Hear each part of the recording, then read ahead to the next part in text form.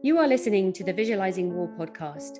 In each episode, we talk about representations of war in art, text, film, and music.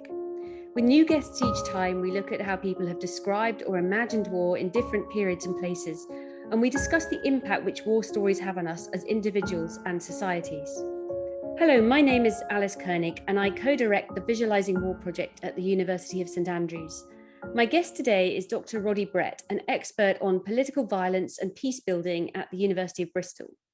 Roddy's research looks at the causes and consequences of armed conflict and how it shapes state institutions and societies more broadly.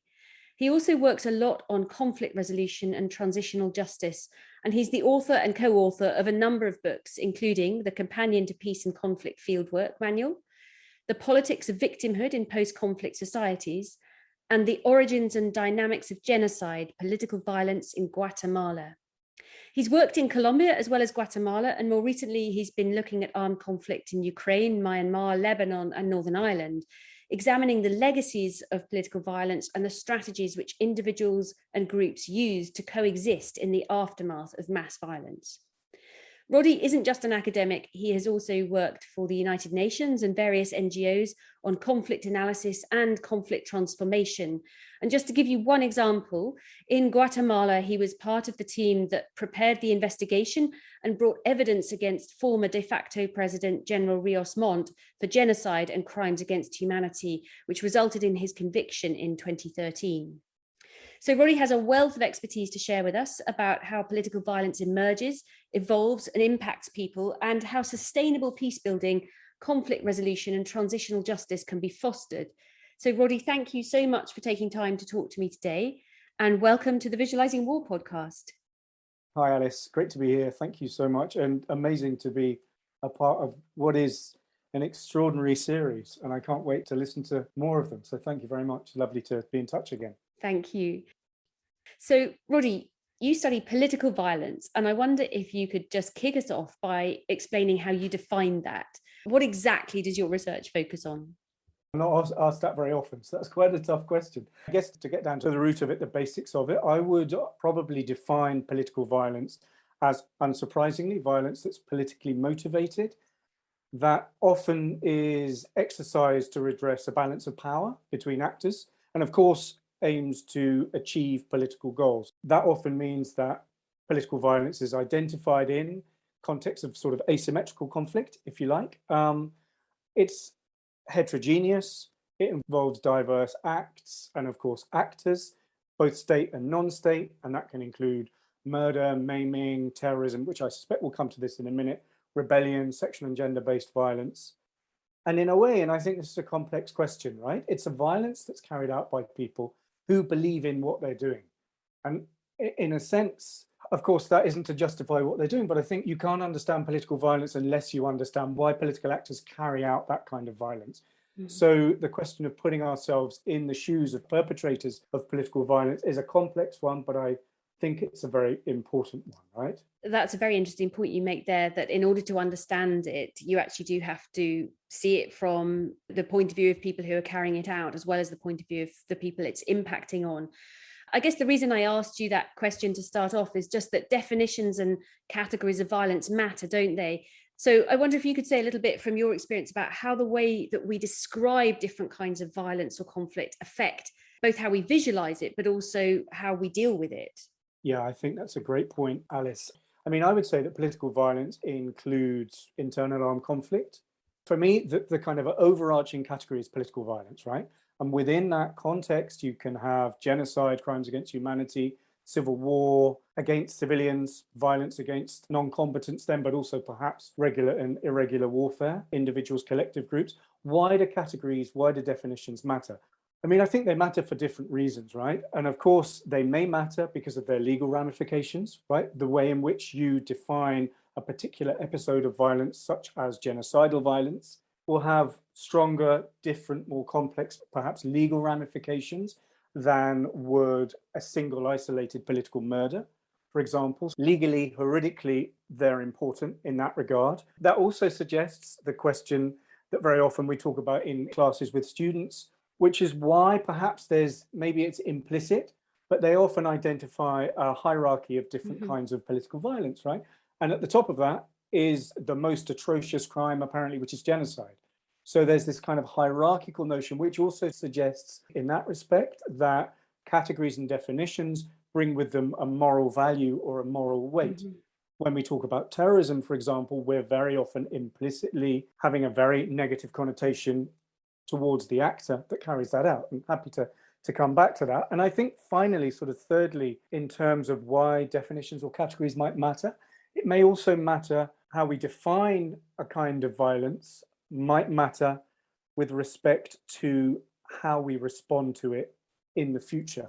So how we understand the impact, the nature of genocidal violence or crimes against humanity or massacres or sexual and gender-based violence is carried out as part of a rebellion in a particular country or by state actors will no doubt have repercussions upon how we respond to it afterwards. And that is both legally, but also in terms of what you and I were talking about earlier on, post-conflict peace building, transitional justice processes, and so on and so forth.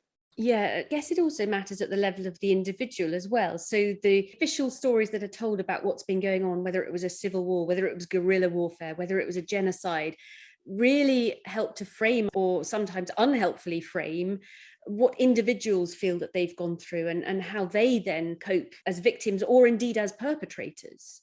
That's a really brilliant point. And I was thinking as you were talking, when we were preparing the evidence against Rios Montt in Guatemala for the genocide, we worked with 5 communities in 5 different regions. So in a total of 25 different massacres. What was extraordinary was, or one of the jobs I was doing, was collecting the evidence, right? Was trying to understand how it was that civilians became profoundly implicated in and ultimately victim to the political violence carried out principally by the state, but also by non-state actors, by leftist guerrilla organizations. And what was amazing was that when you talk at an individual level and you discuss the experience of violence that these survivors went through, of course, initially they didn't really, and as we're talking about very isolated communities that are principally Mayan, very often illiterate, at least in Spanish. They didn't know they'd been through genocide. They didn't know they'd been through crimes against humanity. That for them was a very abstract, very far removed framework or category or legal concept that subsequently we discussed with them. For them, the immediacy was what they'd been through, what they'd survived, the kind of violence that they'd experienced. So in a sense, there's a kind of disarticulation, right, between an individual perception and experience of violence and how ultimately we may categorize it legally or politically. Absolutely. That's really interesting. And I definitely want to come back to talking about your work in Guatemala in a second. Just to lead into that, it would be really good to know how you ended up working with the Center for Human Rights Legal Action in Guatemala and then becoming a representative of the UN there. So what took you to that point in your career? Complete accident, I think, to be honest with you. I was working at Cambridge in the early 90s as a postgrad student and working on something I was not interested in at all, really. I was working in social anthropology and I was working on Latin America. I had a very brilliant supervisor who subsequently became a good friend and was working on something that he was very interested in, but I wasn't that interested in.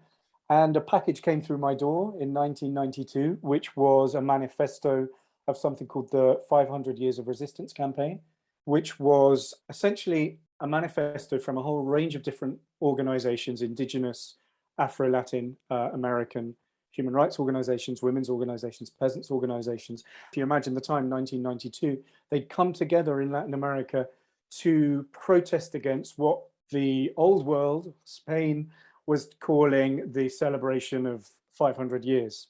And they were saying, look, your discovery, so-called, of Latin America wasn't a discovery at all.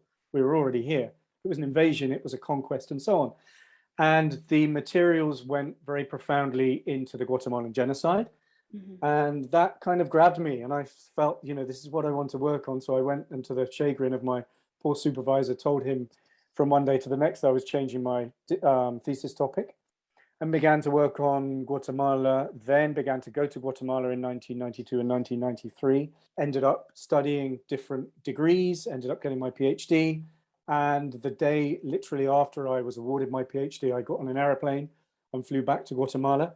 and began to work on the Genocide Trial. So in a sense, a complete contingency and an accident, but in a way it was because what you and I were also discussing, I suddenly felt that this would allow me to use academia to transform people's lives, rather than pontificating in a library, which wasn't what I had ultimately wanted to become an academic to do. So right from the start, you've wanted to combine academia, scholarship with action, with interventions and social contributions. So can you just sketch us a background quickly to what was going on in Guatemala during the 70s, 80s and 90s leading up to when you went? And then tell us a little bit more about what you did when you were gathering evidence and so on. The Guatemala's armed conflict began in 1960. It was very much, as were the armed conflicts in other Latin American countries, it was very much a Cold War armed conflict. So in short, it was driven by the Cold War in the hemisphere, by the US, by the Soviet Union, and so on. You know the story very well. And through the 1960s and the 1970s, it evolved very strongly. But what was really interesting about Guatemala's Cold War, it was that it was a Cold War that was very much driven by local dimensions and local idiosyncratic elements, right? So in short, the indigenous population. In 1973, you get guerrillas crossing over who'd gone into exile from the 1960s, gone into exile in Mexico. They cross the border back into Guatemala in 1973 and begin to build up their social base, right? So it's an irregular conflict. They begin to build up their social base by going to primarily indigenous communities, which were the most discriminated against and the poorest, and saying, look, you need a revolution. We will help you win that revolution, but we need your help. So they began to build up their political base, their social base, their supporters, and so on. And by building up their social base by 1975, 1976, so the mid to the late 1970s, essentially what you had in Guatemala was a massive revolutionary moment. You had around 240,000 supporters throughout indigenous territories of a very small guerrilla, but ultimately a guerrilla that counted upon a very strong, widespread support. So what the military did was to visit those indigenous communities, initially try and win back the hearts and minds, as they put it, so building health centers, schools, and so forth. But nobody ever trusted the military in those indigenous communities from the beginning, because they always kind of combined repression with building hospitals. It was never, as straightforward as it should have been. And the military activities gradually began to push peasant communities, indigenous communities, further towards the guerrilla. So you get an escalating moment of revolution from 1975 onwards. And by 1980, the military, the elites, and of course the US, right? Because this is a really key moment in the regional Cold War, in Latin America's Cold War, are absolutely terrified that Guatemala is going to represent another Nicaragua. Nicaragua in 1979, the Sandinistas basically overthrew the government and became the leading revolutionary group in the region beyond Cuba. And the US and the Guatemalan military and Guatemalan elites are terribly scared that the same thing's going to happen. And so massive determinant force is used by the Guatemalan military to go to and to burn down those communities where support for the guerrilla was strongest. And essentially what you begin to get are, well, you have two military governments during which the massacres take place.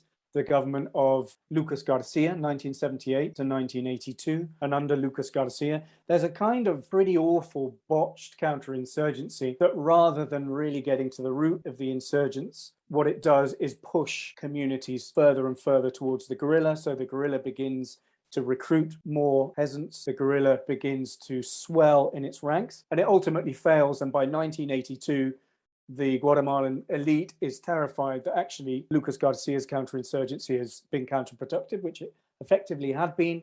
And you therefore get a coup d'etat, a golpe de Estado, led by Efraín Ríos Montt, who would become the dictator subsequently. And Ríos Montt comes to power and reorganizes the counterinsurgency completely into a very effective killing machine. Essentially carries on the work that Lucas Garcia had been doing, but in a far more selective manner, going to visiting indigenous communities on market days, on Sundays, on festivals, when they knew more people would be there, and essentially wiping out, burning these communities to the ground. So you get more or less the killing of around 200,000 individuals during Guatemala's armed conflict. And really during these sort of 4 to 5 years is where most killings concentrated. Mm-hmm. So dreadful massacres, killing of pregnant women, killing of children, killing of old people, horrific violence that was subsequently defined by the UN as acts of genocide. And you used the term just now, counter-insurgency. Was that the official government narrative? Was that the description until genocide supplanted it? How was it being justified and described in the international press as well? It was being described as a brave, courageous struggle against monstrous leftist insurgents. Mm-hmm. That was how it was being described in Guatemala. Reagan went down in the early 1980s, Ronald Reagan, when he was president of the US, went down, met with Rios Montt, renewed military funding and technical support to the Guatemalan military. When he came back, he said, Rios Montt's been getting a bum rap. He's actually a really nice guy, and what he's trying to do is save the Western Hemisphere from communism. So the official discourse in Guatemala and in the US and also elsewhere was essentially that this was a legitimate war being waged against a subversive threat. And ultimately, and this comes later on, any excessive violence that had been carried out was carried out by a few bad apples in the military who'd lost control. So again, this is a typical narrative that we hear over and over again. Yeah, and sadly, we're still hearing in the 21st century. So you worked with the Centre for the Human Rights Legal Action and then subsequently for the UN.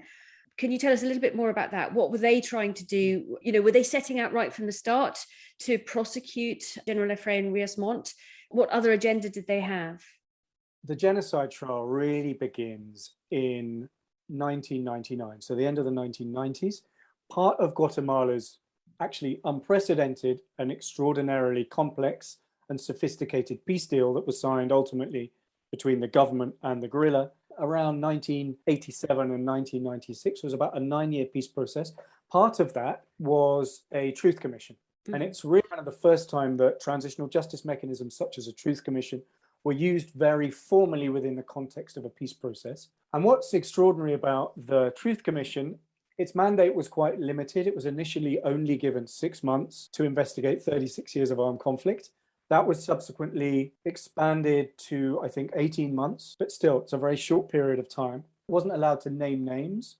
It wasn't allowed to individualize responsibility. It was really more about looking at the patterns of the violence, right?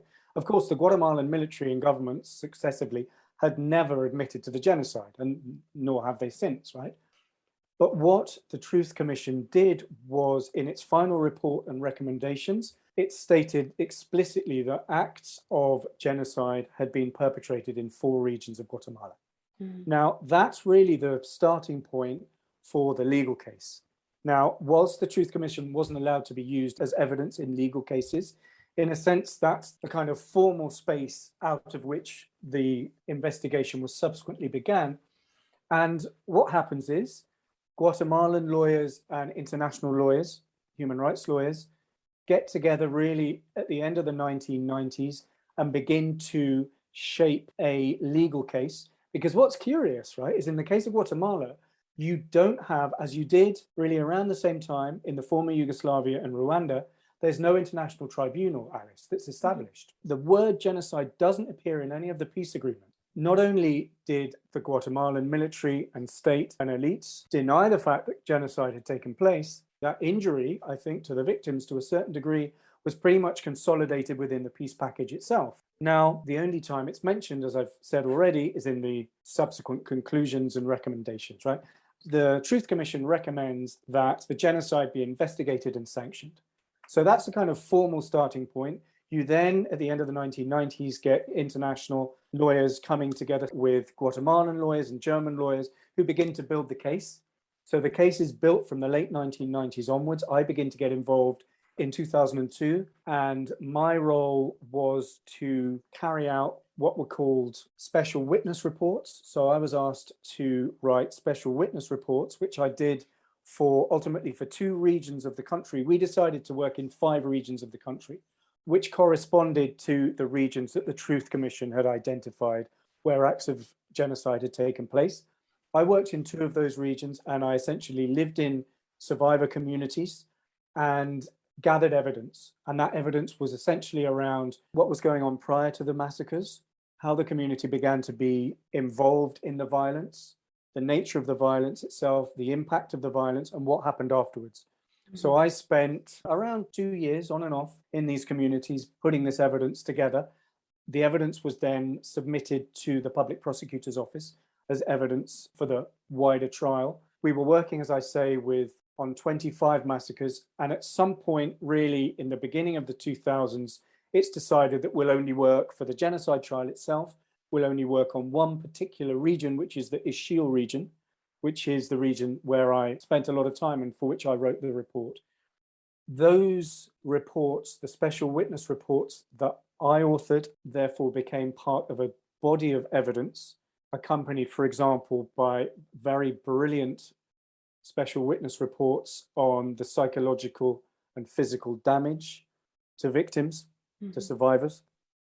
A very brilliant report that documented the chain of command, so going through military doctrine and so forth, because of course trying to prove genocide is a very difficult task, right? Particularly when you're an NGO in Guatemala with very little resources. So that was really how I became involved in the genocide trial, and then subsequently published a book based on the hundreds of interviews that I carried out in these communities in Spanish and subsequently in English. And that book is The Origins and Dynamics of Genocide, Political Violence in Guatemala. You've uncovered a really detailed history there of partly what was going on in terms of political violence, but also then how different bodies, different organizations, NGOs, but also other international organizations tried to address what had been going on, tried to get to the truth of it, but also address some of the mistruths, address some of the misrepresentations. Do you feel that there is still quite a dissonance? What you've just said suggested there was a huge dissonance, at least while you were doing your research, between official descriptions, even a dissonance in actually the fact that the peace process didn't mention genocide. Do you feel that that has been addressed, that actually now there is more consensus, or are there still very different habits of visualizing, remembering, describing what happened? That's a great question. And I think you're absolutely right. There is an enormous dissonance. Let's take, for example, the genocide trial. So ultimately, the investigations against Rios Montt and actually ultimately 8 other individuals, to 3 of whom were presidents and their former high commands. The investigations against these individuals begin to be carried out by CALDH, the organization with which I was working in 1998, 1999. We eventually get to court in 2013, so 14 years later.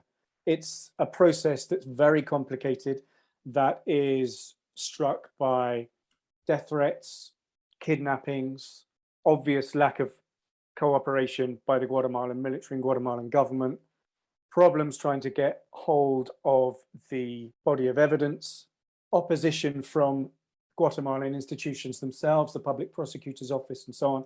It's only really in 2010 when Claudia Paz, who is the then Attorney General in Guatemala, she becomes Attorney General and pushes the case forward. She actually came to St. Andrews and she gave a brilliant, when I was still working at St. Andrews, gave a brilliant series of lectures at St. Andrews. It's only when Claudia Paz becomes Attorney General that things move forward. We get to trial in 2013. The trial lasts for 53 days. The trial ends in, as you've previously mentioned, Rios Montt being found guilty for genocide and crimes against humanity and being sentenced to 80 years. He spends 10 days in prison, Alice. And then because of the pressure from high-level actors in the military, in business, in government, is basically sent home, and the trial is kind of annulled on a technicality. But what the trial does, it further polarizes what is a deeply polarized country. And the polarization, or one of the lines of polarization, not only in terms of ethnic and demographic terms, but also in terms of the experience of the war and belief about what happened during the armed conflict, right? And essentially, it's the genocide deniers who've always held the power. And the genocide deniers were able ultimately to overturn the ruling, the prosecution, and the sentencing of Rios Montt, to send the trial back to a moment before he was actually sentenced and to begin again, essentially. And of course, that one never got to an end. Rios Montt passed away before he was able to be found guilty again, right? But I guess the point to make is Guatemalan society continues to deny the genocide. Those that don't deny the genocide are its victims and their advocates in civil society and human rights organizations. It's still a very problematic debate to have in Guatemala. And what's really curious, Alice, is actually if you look at academic scholarship, I've just written a chapter for the Cambridge History of Genocide, edited by Ben Kiernan. And part of that chapter that I write develops the argument that actually the Guatemalan genocide has been pretty much absent in research, in academic writing, and of course in legal debates and so on, very much more than the other obvious genocides of the 20th century. One has to ask oneself why. I think the peace process, the peace accords had a key role in that regard. The Guatemalan genocide remains the invisible genocide because of the US involvement in training and funding it. There's been very little academic interest comparatively for, say, juxtaposed to Rwanda or to, of course, the Holocaust. And what's really interesting, right, is if you look at the Holocaust Day Memorial Trust's website, they don't include Guatemala. I have had some email exchanges with them, and I don't imagine they're about to include Guatemala on their website. I believe it's former Yugoslavia, Cambodia, Holocaust, Rwanda. So it remains a genocide that's very difficult to talk about internationally speaking. And as I've mentioned already, in Guatemala, the country still remains profoundly divided around the narrative as to whether or not genocide happened, or whether or not actually all it was a brave, courageous, legitimate struggle against a subversive threat. I think the race issue is really important there as well. And by the race issue, you mean the racism towards members of the Mayan community, for example. Polarization at that level is one of the things that's driving this polarization of narratives between these two extremes, as you say, the sort of genocide on the one hand and a brave struggle against rebellious forces and insurgents on the other. What you've sketched there, Roddy, is really fascinating in terms of thinking about how truth commissions, peace processes, conflict resolutions sometimes do not work. There was a truth commission, and you said that this was the first time really that a truth commission had been involved in a peace process. I wonder if we could actually sort of build on that now and talk a little bit more about your other work on peace building and transitional justice. So you've worked in Colombia on this, looking at the delegations of victims who participated in the peace talks that were organized by President Santos with the FARC guerrilla. And Santos was awarded the Nobel Prize for Peace for this. So it sounds like a process that went rather better than the one we've been talking about in Guatemala. Can you tell us a little bit about this and about your involvement? Definitely. I think from the outset to say, it seems like it went better on paper, the Colombian peace process. But I would say both peace processes, in a sense, were groundbreaking. The Guatemalan peace process was groundbreaking because it brought in civil society. So civil society had a say in the content of the peace agreements. There were secondary actors in the negotiation, but nonetheless, they had a say, right? And it brought together the Guatemalan peace process, brought to an end what had been a very violent, bloody conflict over 36 years. It didn't address the genocide. That's a very important issue to make. And as we've said already, it incorporated transitional justice mechanisms as key to a peace process, right? Mm-hmm. Now, I think in that respect, the Guatemalan case evidences how transitional justice began in the 90s to shift away from uniquely authoritarian societies, such as Argentina or Chile, for example, and begin to be incorporated into countries transitioning from conflict. And so transitional justice began to be used to try and craft a kind of notional post-conflict justice. So it's very different to transitional justice in that respect. The Colombia case is fundamentally important for transitional justice, but also for peacemaking, for negotiations, to a certain degree for a similar reason to the Guatemala case.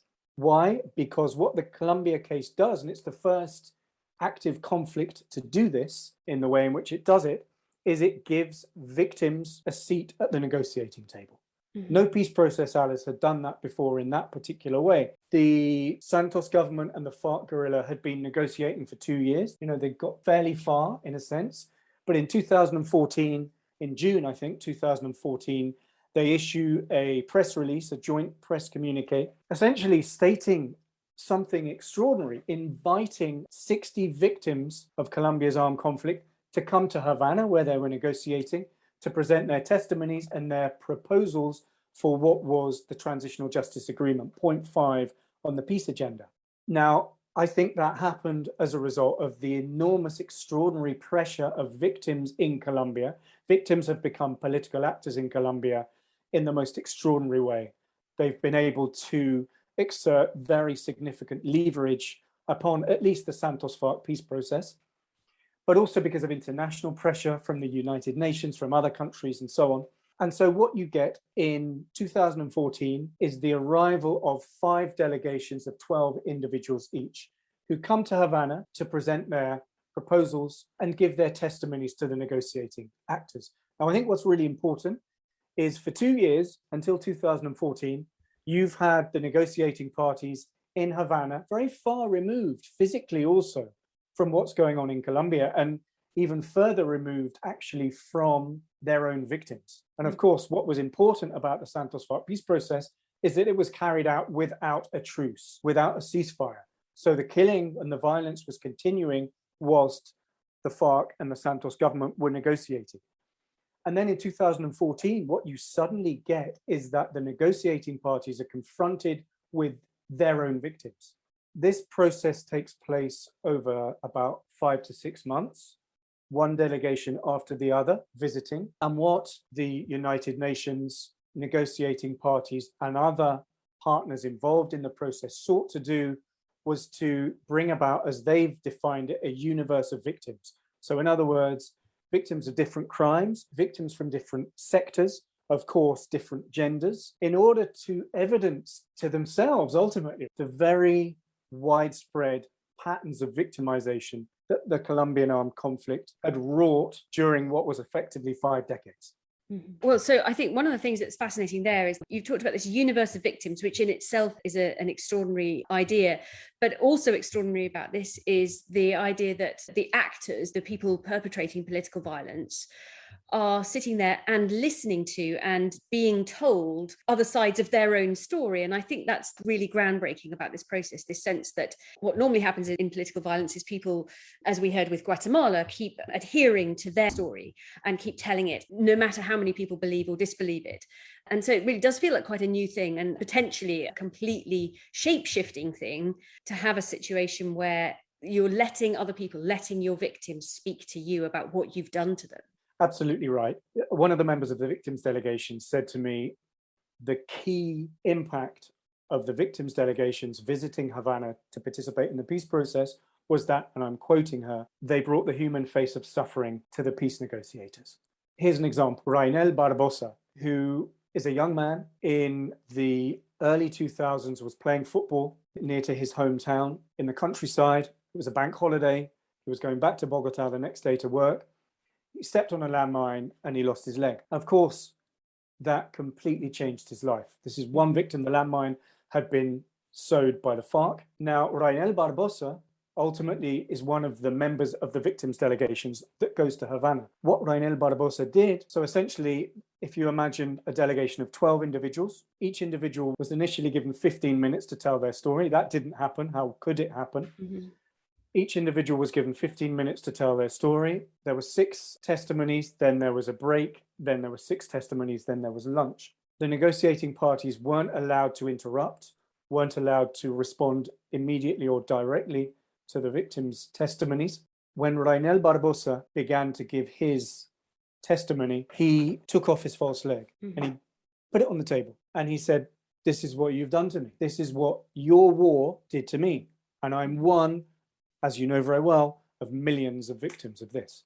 Now, you can imagine, and to come back to your point, Alice, which I think is very astute, you can imagine that the effect of this over months, victim after victim, could have been nothing. Mm-hmm. The negotiating parties may well have sat there and thought nothing of this. And I think that didn't happen. What ultimately happened was that the human face of suffering that the victims brought to the negotiating table gradually smashed this wall of denial, this wall of perpetrator denial, at least of those individuals negotiating peace. What happens to broader society, particularly elites that support the armed conflict, is very, very different. But we're talking about what happened to the negotiating parties. I was asked by the United Nations to lead an investigation into the impact of the victims' delegations in the peace process between victims and perpetrators, between perpetrators and perpetrated, between the victims themselves. So I carried this out between 2015 and 2017. It was published by the United Nations. It's the basis of a book that I'm writing at the moment with Pennsylvania University Press. And from the very moving hundreds of hours that I spent with the members of the victims' delegations that went to Havana, but not only them, with members of the government, with members of the organizing parties and so on, it became very clear that the peace process took a different direction as a result of the victims' delegations. Mm-hmm. Not only in terms of the fact that the perpetrators began to acknowledge their victims. The FARC, for example, when they were interviewed at the very beginning of the peace process, Ivan Marquez, I believe it was interviewed by a journalist, and the journalist asked the leader of the FARC, "Will you apologize to your victims?" And the member of the FARC that was alongside Ivan Marquez was called Jesus Santrich, and both of these ended up part of the negotiations. Jesus Santrich sang "Perhaps, Perhaps, Perhaps," right, which was extraordinarily cynical. Mm-hmm. In the aftermath of the victims' delegations, you begin to see an enormous change in the FARC's perception of their own violence, to the degree to which, for example, whilst negotiations were taking place, members of the FARC went to the community of Bojaya, where they committed an atrocious massacre, to ask publicly for forgiveness, to give a public apology. Now, I don't think that would have happened without the victims' delegations, because the victims' delegations changed the way in which people were negotiating, changed the way in which the negotiators understood their own role in the conflict. And ultimately, I believe it also shaped the content of the peace accord itself, the content of the Transitional Justice Accord itself. Now, that isn't to say that there weren't problems with the victims' delegations, with the process and so on, but I believe that we need to acknowledge the importance of the victims' delegations in shaping the Colombian peace process. Mm-hmm. And the power of storytelling, but also listening to change the ways in which people are willing to look at the wars they're involved in and look at their own contribution and their own actions. Just on that particular episode you mentioned, where the FARC went to a village where they carried out a massacre and asked for forgiveness, to what extent do you think people saw that as a genuine request for forgiveness? To what extent did people think that was sort of politically expedient for them to do because the wider public was becoming more aware of their crimes, and there was a sense that they ought to acknowledge it publicly, that the atmosphere was changing? I'm asking because one of the things that the Visualising War project is really interested in is the way in which the stories we tell about conflict affect how we think and feel and behave. And it certainly sounds like this was very much affecting how people were beginning to behave. I just wonder how much it was affecting how people were also thinking and feeling, because those things are crucial to sort of sustainable change, aren't they? They are crucial for sustainable change. I think, from my perspective, ultimately, what happened in Havana stayed in Havana between the victims' delegations and their perpetrators. Unfortunately, the very seismic impact that the victims' delegations were able to wield upon those negotiating peace had almost no bearing upon wider society. And I'll come to that in a moment. And unsurprisingly, right, whenever there are peace processes, countries get probably further polarized. Very often identities harden, so boundaries harden. And I think that certainly took place in the context of Colombia. When the FARC went to Bojaya, I mean, I've seen the footage of this, and I believe that Pastor Alape, I think he is called, the individual asking for forgiveness, was profoundly moved. Was profoundly moved. His voice breaks, you can see. And I believe that at least some of the people in Bojaya probably felt that that was genuine. Now, in a way, one of the ways of explaining the change that takes place in Havana as a result of the victims' delegations is contact theory. I'm sure you know very well. The more time enemies spend together, the more difficult it is for them to maintain their stereotypical dehumanizing narratives of each other. And I believe that those stereotypical dehumanizing, radicalized narratives begin to be broken down, not only by the victims' delegations themselves, but also, of course, and significantly, by the fact that these individuals negotiating peace have to see each other day in and day out. And I was reading something very interesting. There's a point at which the Colombian peace process is almost derailed as a result of a kidnapping by the FARC of a military individual. And what I was reading was fascinating because it was essentially testimonies of those who'd been negotiating peace, who were then interviewed at this point at which the peace process almost collapses. And they make the point that it's taken them years to begin to get to know their enemy, their adversary. It's taken them years to begin to break down these very stereotypical visions they have of each other. They know what kind of football team the other person supports, what their grandchildren do, and so on. And there's a point at which they may then have to go back and start trying to kill each other again. And that's extraordinary because I think the negotiators went through that. Why didn't that spread to broader Colombian society? A point to make is in November the 2nd, 2016, at the end of the peace process, Santos FARC peace process, the entire peace package is put to a referendum. The President Santos was vehement that Colombian society have a say in whether or not it approve or disapprove, reject the peace package that had been signed with the FARC. He was convinced Colombian society was going to accept it. 2nd of November, very marginally, the reject camp defeats the acceptance camp. So the referendum rejects the Colombian peace package. Suddenly, we're on the verge of war yet again. Why does that happen? Why did people vote against that, right? And in a sense, a lot of material has evidenced empirically that the yes vote was fundamentally strong in those areas where there were most victims of the conflict and where the conflict was rife, was burning. Apart from Bogota, the capital, or in those cities kind of removed from the conflict itself, that's where people voted to reject the peace package. So in terms of sort of thinking about how we begin to understand this, I think you're absolutely right. The Colombian experience is fascinating because it evidences how those holding the guns were much further along the path towards not necessarily forgiveness, but certainly acceptance, acknowledgement, and coexistence than wider society had been. And that raises a really fundamental set of questions that I think are relevant in Northern Ireland. They're certainly relevant in other places where I'm working, so Lebanon, Ukraine, and so on.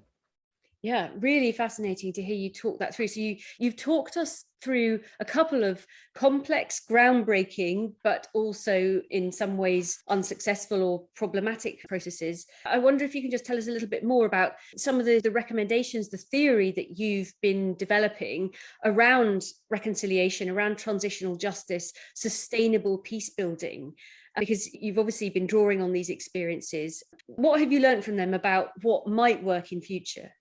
So I think there's been a series of paradigmatic shifts, perhaps, since the 1970s, 1980s, within the field of, well, first of all, conflict transformation and peace building, and subsequently transitional justice. One of the key shifts has been away from top-down peace building and top-down transitional justice interventions. So in other words, interventions led primarily by the armed actors, led primarily by heavyweight international actors. That's still the predominant paradigm, but there's been a shift away from that towards trying to understand what kind of mechanisms and processes may be useful to try to build a more sustainable post-conflict scenario. And one of the key kind of voices in that debate is the importance of bringing in victims, survivors, civil society actors, those principally most affected by the violence, beyond the militaries themselves, bringing them into the debate, giving them a voice. So that's why I think the Guatemalan peace process was so important, because it gave voice to 82 civil society organizations to give their recommendations for the peace agreements. Some of those recommendations that were primary, including the Truth Commission, were incorporated in the final peace agreement in Guatemala. In the case of the Colombian peace agreement, what you have is the incorporation of the voices of victims into the transitional justice agreement, if nothing else, to a certain degree in other agreements, but primarily within the transitional justice agreement. And in a way, I think what that suggests is when we're trying to think about what we need to have a more successful peace process, one of the key arguments for me is you can't trust armed actors to build peace alone. You need to bring in wider constituencies. So in that respect, one of the key recommendations would be that peace processes and the crafting and design of transitional justice mechanisms need to incorporate civil society actors and victims. Mm-hmm. But I think that's not enough, Alice, because the problem is, and again, both sadly, the Colombia case and the Guatemalan case evidence this, and this is another point of commonality between them both, is that neither of these peace processes addressed realistically, seriously, in detail and judiciously the causes of the armed conflict. Now, in both contexts, really one of the primary causes is the lack of distribution of land, inequality, the concentration of wealth in very few hands. Both those countries are on the very high level of inequality index and so forth. If you don't address the causes of the violence, I would argue, in your peace processes, it doesn't matter the degree to which you include civil society or victims, because both those peace processes did, and neither peace process has brought about anything meaningful in terms of sustainable peace. Yeah. So I think we need to go beyond the thinking that it's only by incorporating more diverse actors that we're able to build a sustainable peace, and think also about the content of the peace agreements. Now, arguably, bringing in other actors should shape the content of the peace agreements, but if you don't get those who are negotiating really to look themselves in the eye and to begin to understand that they need to ultimately betray their own interests in order for there to be longer term peace, you're never going to get anything. And those few individuals who do begin to betray their own interests, so members of the FARC that were called traitors for negotiating, members of the military that were called traitors. Santos himself was called a Castro Chavista, right? Fidel Castro and Hugo Chavez. Santos was basically painted as a left-wing activist for negotiating with the FARC. What you begin clearly to see is actually those few individuals that hold out an olive branch are themselves ultimately seen as traitors, right? So reconciliation becomes something akin to betrayal, right? And to treason. Another key element I would think in terms of the recommendations in that regard is what needs to happen is you need to a certain degree, what was done in Burundi, right? In Burundi, you had the establishment of very important spaces in which different constituencies, different adversaries in their social constituencies were given spaces in which to talk as part of the formal agreement. Now, those spaces at the beginning weren't used to discuss anything meaningful. It was more about sitting down and talking about your crops or the weather, building trust. And in a way, one of the key elements that top-down peace processes has really ignored is how you begin to build trust from the bottom upwards. We've seen how peace processes themselves build trust between armed actors who have been adversaries for years. But what we also need to begin to think about as a recommendation is the way in which we can work at a very local level, because often it's the very local level that's fundamental in sustaining conflict identities or conflict mentalities or narratives of the other and dehumanization and so on. How do you begin to work through by bringing together individuals in communities who don't trust each other? And of course, that's a very big thing to ask, but it needs to be funded. It needs to be worked on. These kinds of spaces for encounter needed to be developed. And I think it would go a long way towards contributing towards at least the possibilities of a more sustainable peace.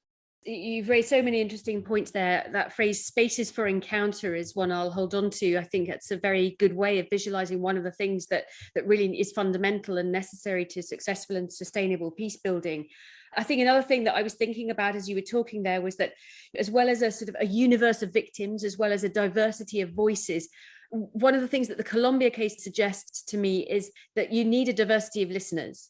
It was clear from what you were saying about Colombia that there was a very small range of people who actually really heard and listened and had to sit and be with these victims' delegations. It didn't trickle out. So you need this sort of wide audience, this wide grassroots engagement. And I think one of the other things that I want to ask, if I may, about this, about sustainable peace building is to what extent do the peace processes that you have been involved in, the conflict resolution processes that you've been involved in, make efforts to visualize not just the causes and what's happened in the past, but the future? Because of course we can't build a future we haven't visualized. You made a very important point that we have to look back and that everyone has to confront what's gone on in the past and what's led to this point. But is there much emphasis put on visualizing a future that there's some common ground over, that there's some common goals for? That's an absolutely brilliant question, Alice. As you rightly say, there is a lot of focus upon the past in peace agreements, because peace agreements are supposed to be oriented towards addressing the causes and redressing the consequences of the violence simultaneously. And in a way, if you imagine a peace accord, a comprehensive peace package, as a kind of statement of future goodwill, so we will establish a new legislative body. We will establish, so I'm thinking of specific cases, right? The Guatemala case, for example, 10 different institutions within the Guatemalan government that address inequality, indigenous rights, indigenous women's rights, sexual violence, and so forth. We will establish war crimes tribunal, for example, in other cases. Now, those are very much, in a sense, operational. They're very much about building an architecture of peace building.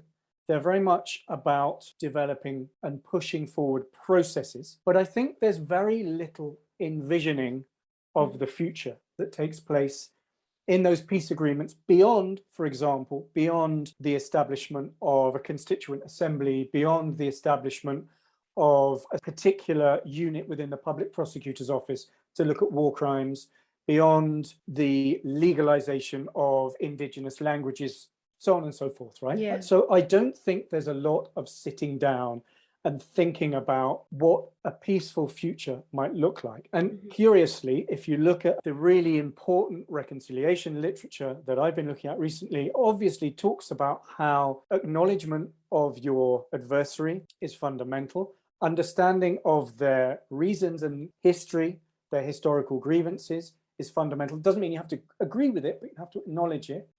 Overcoming mistrust, and this is where the future element comes in, beginning to develop a vision of a society in which you understand your happiness as contingent upon the happiness of your former adversary. Now that's about the future. That's about envisaging a future, right? But beyond kind of rhetoric, I haven't seen sort of really important operational or logistical architecture that might bring that forward. Yeah. Now, what I was going to say was the following. I think the presumption has always been that if we build the architecture, such as institutions, public policy, legislation, what will automatically follow is this shift. I don't really like to use this term, but this shift in the hearts and minds. And I think what I've seen in the countries I've worked in as a practitioner, as a policymaker, and as an academic, is Central American countries, Guatemala, El Salvador, Nicaragua, and Colombia, all have a very strong architecture. There's no question about it. That's led to no serious long-term change and envisioning of a future together. So I think what we really need to think about is the way in which we engage with conflict identities, with perceptions of the other, with dehumanization discourses, and so on and so forth.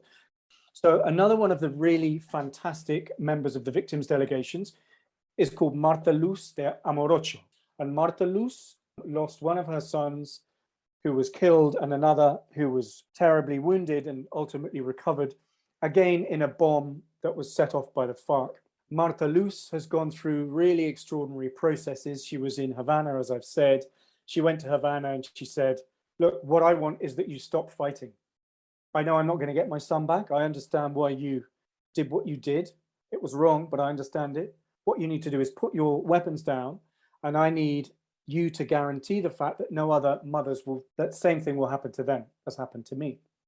Now, a long process has happened, and Marta Luz, for example, now gives lectures with a former FARC guerrilla. And it was, of course, the FARC that caused this to happen to her family. But they travel the country and they have really important meetings, public meetings, talking about what envisaging an important common shared future is about. It reminds me of, the case of Northern Ireland, Martin McGuinness, Ian Paisley, the really important case of a former Ku Klux Klan leader and an African-American black activists who also began to do the same, sort of tour the country, tour the US to give these lectures.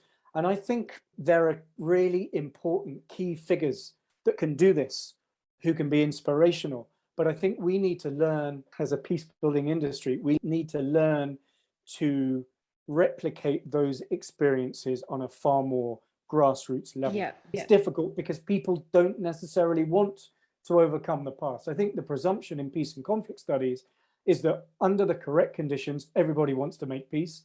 They don't. So we need also to be mindful of that, I think.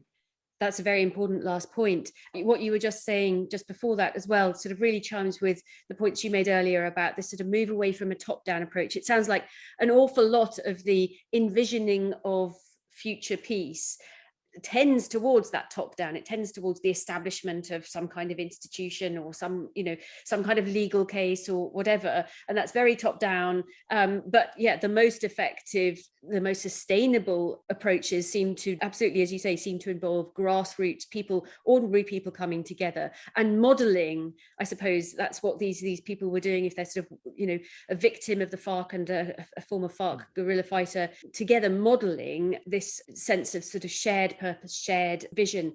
This might be a good opportunity actually to talk about the new project that you're just getting underway, which you've got some funding for. Very many congratulations on that. It's very much about microdynamics, and it's about post-accord intergroup relations. So I wonder if you can tell us a little bit about that, because that sounds like it's quite grassroots and micro rather than macro. Yes, I think for me, the inspiration for that project was remembering a community in Guatemala where, in the aftermath of the violence, the owner of the only shop in the community had been linked to paramilitaries, and therefore also to the military, and involved in a series of massacres. Now, years later, he's still the owner of the shop, and those individuals whose families were victim to the paramilitaries were obliged to go and buy their beans, their corn, their water, and so forth in this shop. And I remember asking somebody, how do you deal with it? What's your strategy? Is it silence? Do you talk about this? And what that made me begin to think is that in these contexts, the local level, in contexts where conflict may have been very intimate, where very often, unfortunately, for the very top-down nature you just indicated, Alice, where very often peace institutions don't arrive, the state doesn't arrive, it's almost on the shoulders of those individuals that suffered the most egregious violence to get on with it. So that, as you said, the project is called Getting On With It, the microdynamics of post-accord intergroup relations. And in a sense, what I'm really interested in, I'm very excited to be working again with Roger McGinty, Roger at Durham on this, and we've shaped this project together. What I'm very interested in understanding is the degree to which the sustaining of peace agreements is contingent at the local level upon individual strategies, individual silences, upon tactics. Maybe you don't go in that shop, you travel to the next village. Or maybe you do, and maybe you've had these invisible conversations we don't know about with these individuals, and you've been able to overcome that. But from outside, it's very difficult to understand what's going on. Part of that responds to this so-called local turn in peacebuilding practice and scholarship. But I'm also slightly mindful of the fact that we need to be skeptical that a lot of the local turn literature isn't. A lot of the local turn literature essentially romanticizes and idealizes the local space, right? As being the space where we can really build peace from. Now, whilst I don't contest the fact that we need to build peace from the local sphere upwards rather than from the top downwards uniquely, of course, there needs to be articulation between these two processes in and of itself. I also think that we can't just presume that the local means peace. This individual, for example, who works in this shop is still linked to the military, is still linked to former paramilitaries. They demobilized formally, they put their guns down, but there's still a network. That network very often controls access to water, it controls jobs. And so in a sense, what you still have at the local level is the capacity of these actors to challenge the peace deal. And very often they do that on an everyday basis. So in a way, I think I'm coming through this project, I'm coming at the local turn from a more critical perspective. And that's from having lived for 13 years in Latin America, very often in some of these communities. That sounds very much like that project's going to do incredibly valuable work. I think you're going to be looking at case studies in Colombia, Lebanon, Northern Ireland, and as you say, really sort of critically analysing exactly what goes on at the local level. And I suppose the many different coping strategies and coexistence strategies that individuals find. You're also involved in a film project, which is one aspect of local space, local culture, I suppose, which is interesting to dive into. So we obviously hear a lot about visualizations of conflict and violence on film and how they can influence real life attitudes and also be leveraged, I guess, by political and military leaders to promote or to sustain violence, political violence. We do hear a lot less about how representing or watching violence on screen can be part of conflict resolution. But your project, Screening Violence, which I think is based at the Universities of Newcastle and Ulster, is interested in that, is interested in how visualizations of peace at least impact on peace building. Is that right? It is. It's a very exciting project based at Ulster, Bristol and Newcastle. We're about 3 years in, but with COVID, obviously, there have been all sorts of issues. So we're working in Northern Ireland, Indonesia, Algeria, Colombia, and Argentina. And in a sense, the logic of the project has been to begin to work at a very local grassroots level with organizations and communities in these countries. The project on the ground begins by our showing a film about conflict to members of the communities with which we're working. So, for example, in Northern Ireland, we would show a film about the Indonesian conflict or the Colombian conflict. We wouldn't show a film about the Troubles, so-called, in Belfast, not until the very end.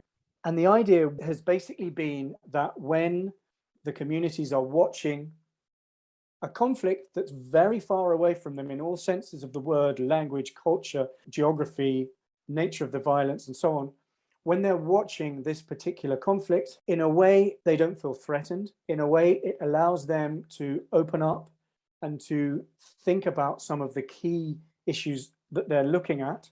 So we asked them, how did you feel about the film? What did you think about the film? Are there any characters with which you yourself identify?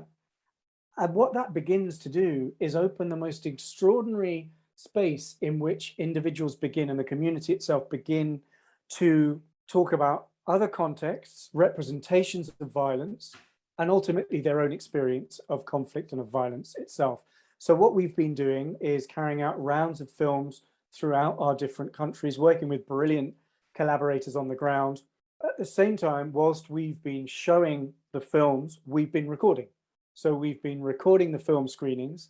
We've been recording the interviews with individuals when they talk about the film they're watching, but also about their own experience. And what we're going to be doing is producing our own film about the process of research and investigation. So it's a kind of, it's using, as you rightly said, using visual media about conflict to elicit conversations, perhaps to a certain degree. I'm not sure we're using it for conflict transformation, but we're certainly using it to try to begin those very thorny debates, because what we also try to do is to bring together individuals from diverse constituencies within the particular screening. And what we're doing then is having particular case studies with certain individuals with whom we've got on well.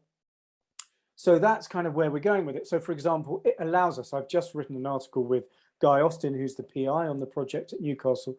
I've just written an article with Guy about Algeria.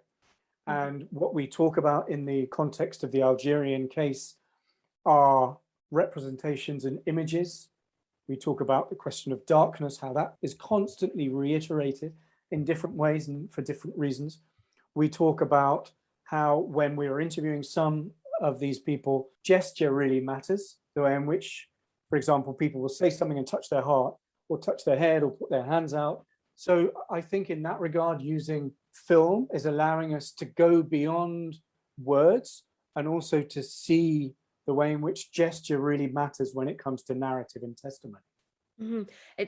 It's all so fascinating from the point of view of our research project, Visualising War, because what you're doing is encouraging critical viewings of a particular film as a way of really discussing habits of visualizing conflict, visualizing different kinds of conflict. And that in itself then opens up interesting conversations that might open pathways to peace, or at least encourage critical reflection on pathways to conflict itself.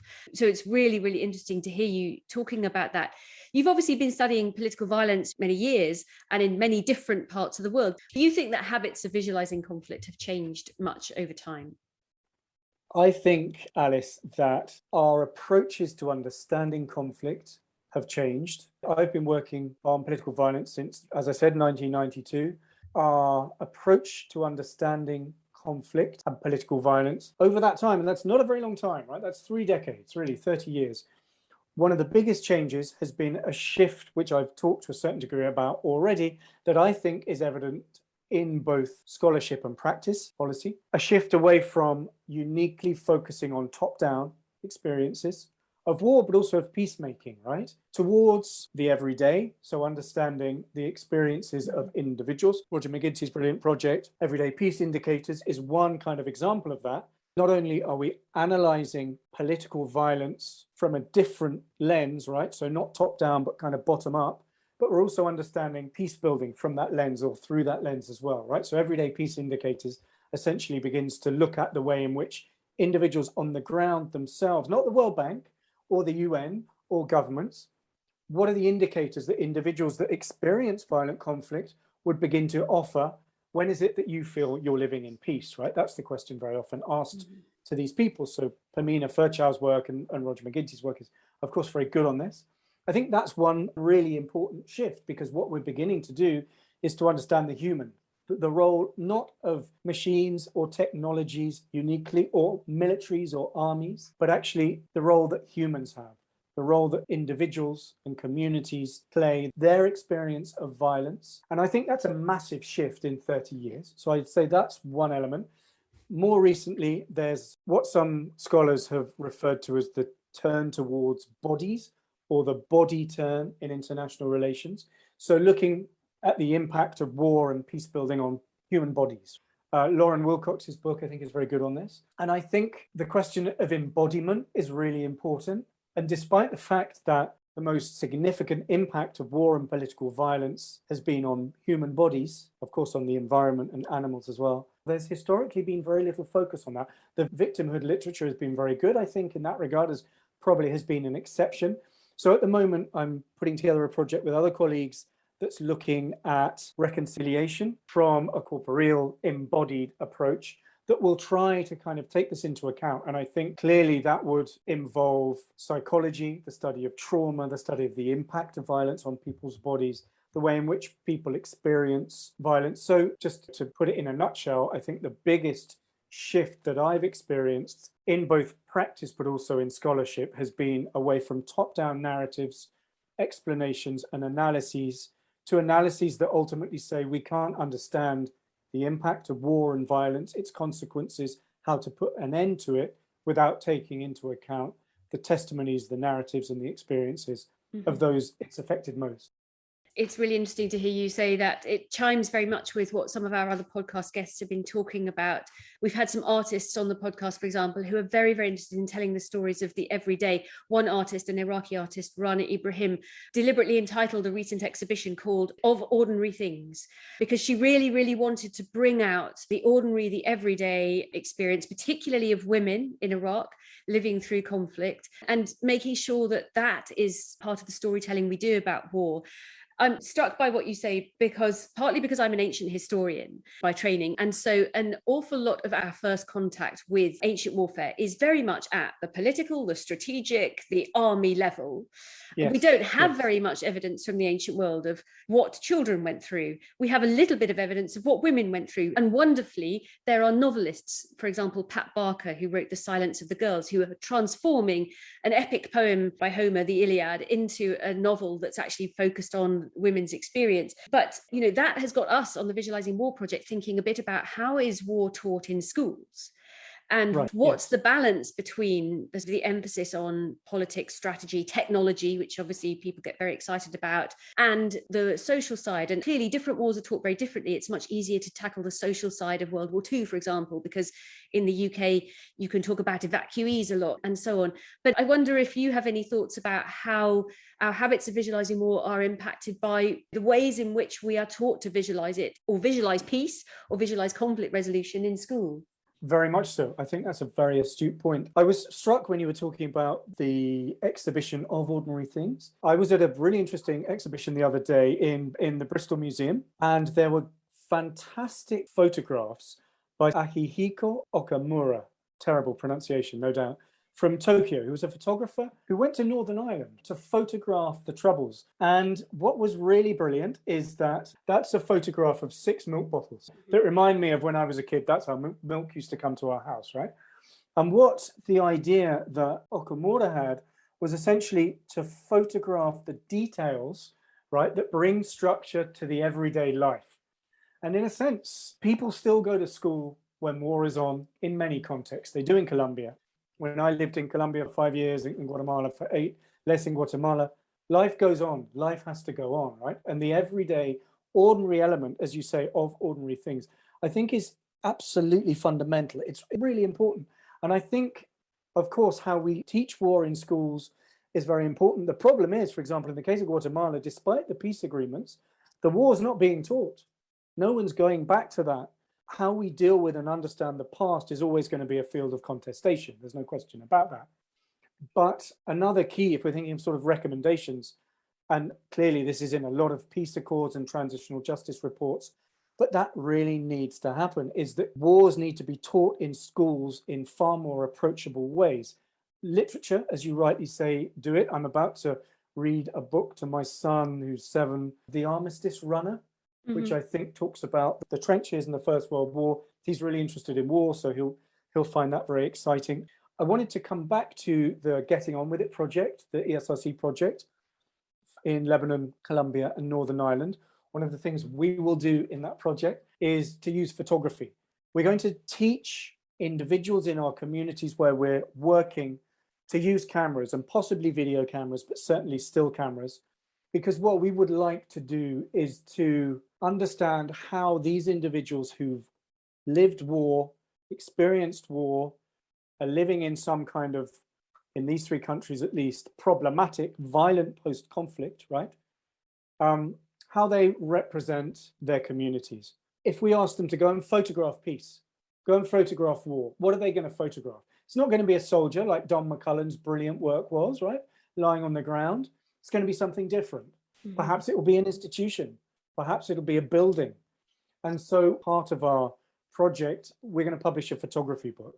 And we want a big photography book to get out there that really is based upon individuals' experiences. So I think, coming back to what you were saying, the use of art, literature is really important. In one of my courses, which looks at peace and conflict studies in Latin America, transitional justice, the experiences that we've been talking about, I use poetry quite a lot. So each week, students are asked to look at a poem that's relevant for the week. It's a way of trying to go beyond what is always a rational, empirical, cold lens to try and get to something a bit more emotional. And I don't think there's anything wrong with carrying out an analysis that also draws upon our emotions, right? And I think, as you say, that's where literature is really important.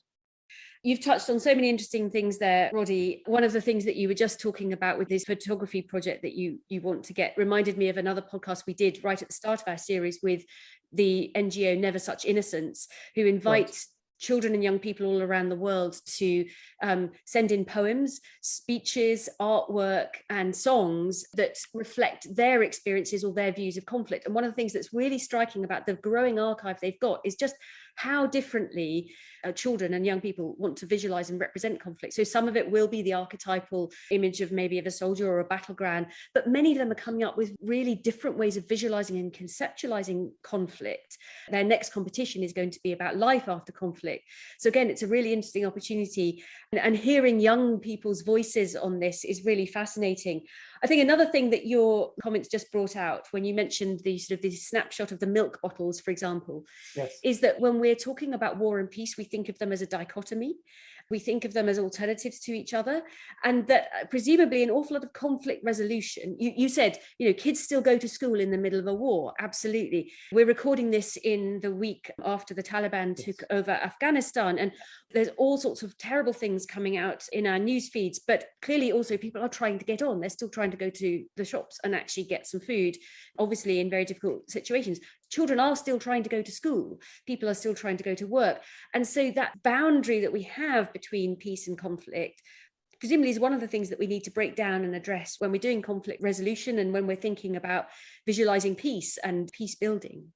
Absolutely. I think that's such an important point, Alice. I mean, I've described that in a recent publication as the conflict-peace continuity nexus. The point, as you rightly say, is fundamental, and I think it can't be stressed enough. There isn't a discrete moment between war and peace in many countries, not only because many countries continue to live political violence, or many countries continue to experience structural elements that caused the conflict in the first place. Many individuals continue to feel the discrimination they felt by their opposing group in the aftermath of war. That's one of the key elements. But I think another point is that societal beliefs change slowly, if at all, in the aftermath of war.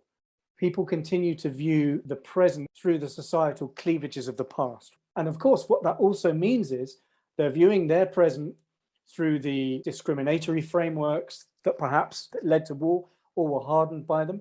And not only does that shape their present, but I think it also shapes their future. So it becomes very difficult to imagine a future in which you are sitting next to your adversary if the past continues, as it very often does, to shape the way in which you view them. And that, of course, is where education becomes phenomenally important. The teaching of the narratives to the war, teaching of different sides, the rehumanization of your opponent. Colombians call it disarming the word, deconstructing the enemy. That's a really important aspect, I think.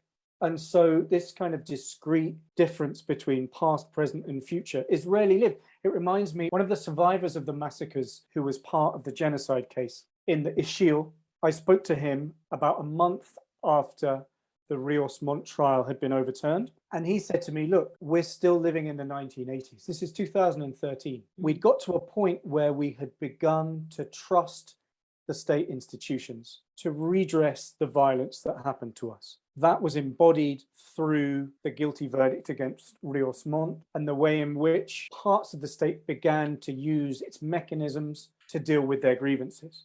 10 days later, that's crashed to the ground, right? And what this individual said to me is that put me right back in the 1980s. The discourse is the same, the structural violence, the poverty, and so forth. And so I think breaking down this idea that peace inevitably follows war is of fundamental importance. So, Roddy, you've taken us through so many interesting things, the challenges, the difficulties, the glacial pace of conflict resolution, of transitional justice, peace building, just how complex, fragile it is, how quickly things can go back from 2013 to the 1980s, but also that just underlines how important your work is and the work that you're doing with the various research groups that you're involved in, the importance of storytelling, of hearing people's stories, hearing voices on the ground, this universe of victims that you talked about earlier, and a universe of listeners as well. Really, we kind of come back in a way to things we started off talking about. We talked a bit about vocabulary and language and descriptions, categorizations of war, and actually the very categorizations of war and peace themselves are an illusion in some ways, insofar as we see them as simple and oppositional. So in that sense, maybe we're disarming some words here, or at least complicating them or deconstructing them. Roddy, you've given us so much to think about. It's been fascinating talking to you. Thank you very much for sparing the time to be on the podcast. Thank you, Alice. Absolutely tremendous. I'm really excited about listening to the other podcasts and following up with this. It's brilliant to be back in touch, and thanks for the space and for such lucid comments. It's been brilliant. Thank you. And thank you also to you, our listeners, for joining us again. I hope you've found this conversation as fascinating and illuminating as I have. Do keep tuning in to the Visualising War podcast. Next week, we're going to be turning our attention to a very different topic, looking at representations of conflict in online gaming and the ways in which they shape our wider habits of visualizing war. Our guest will be Dr. Ian Donald, a senior lecturer in game production at Abertay University. He's a skilled game designer himself, as well as an academic with lots of experience of analysing gaming trends. So please do join us for that if you can. And if you'd like to support our project, please share and subscribe to the show on Apple Podcasts, Spotify, or whatever platform you use so you don't miss an episode. And please do leave us a rating and review on Apple Podcast. It really helps people find the show. If you would like to join the conversation further, you can follow us on social media. Just search for Visualising War, or get in touch directly by emailing us at viswar@standrews.ac.uk. Our theme music was composed by Jonathan Young. The show was mixed by Zofia Gertin. Thank you very much for listening.